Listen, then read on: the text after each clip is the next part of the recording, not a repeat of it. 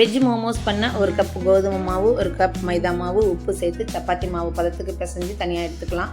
இப்போ அதுக்கான filling ready பண்ண ஒரு பேனில் ஆயில் விட்டு பொடியாக கட் பண்ண பூண்டு, 1 பச்சை மிளகாய், பொடியாக சாப் பண்ணி வச்ச cabbage, carrot, capsicum, half boil வேக வச்ச பயத்தம்பருப்பு, 1 மூடி சோயா சாஸ், ஸ்ப்ரிங் ஆனியன், உப்பு எல்லாம் சேர்த்து நல்லா ஒரு 5 நிமிஷம் வதக்கி தனியாக எடுத்து வச்சா ஃபில்லிங் ரெடி ஆகிடும்.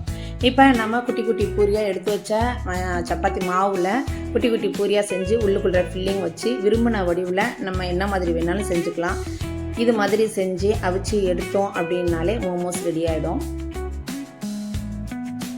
இப்போ இதுக்கு ஒரு சட்னி ரெடி பண்ணணும். சட்னிக்கு equal portion Kashmiri chilli, normal chilli, 2 தக்காளி பழம் எல்லாத்தையும் வேக வச்சு நல்லா நைஸாக வெண்ணெய் மாதிரி அரைச்சி எடுத்துக்கணும். இப்போ இதை ஒரு பேனில் ஆயில் விட்டு பொடியாக கட் பண்ண பூண்டு சேர்த்து இதை நல்லா கொதிக்க விட்டு 1 மூடி சோயா சாஸ் சேர்த்து கொதிக்க விட்டு இறக்கணும் அப்படின்னாலே மோமோஸ் சட்னி ரெடி ஆகிடும்.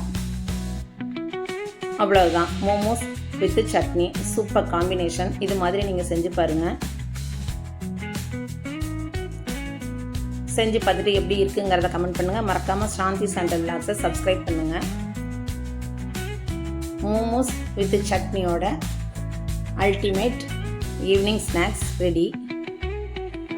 சந்தோஷமாக என்ஜாய் பண்ணி செஞ்சு சாப்பிட்டு பாருங்கள். எப்படி இருந்துச்சுங்கிறத மறக்காமல் கமெண்ட் பண்ணுங்கள். தேங்க்யூ.